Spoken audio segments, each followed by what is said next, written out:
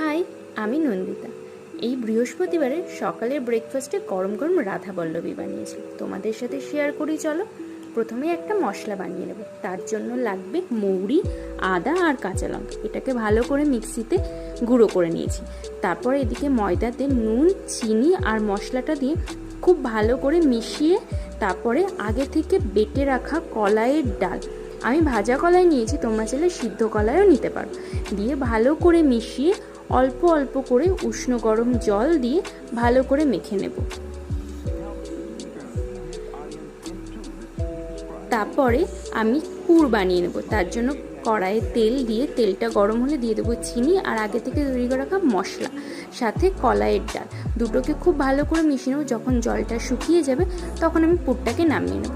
আর যে ময়দাটা মেখে নিই সেটাকে আমি 30 মিনিট রেখে দিয়েছিলাম। তারপরে লেচি করে নিয়েছি। লেচিতে 1 চামচ করে পুর দিয়ে খুব ভালো করে আমি মুখ বন্ধ করে ছোট ছোট করে গুলি করে নিয়েছি। এবার এই গুলিগুলোকে অল্প করে তেল দিয়ে ভালো করে বেলে নিলেই আমাদের রাধা বল্লভী রেডি।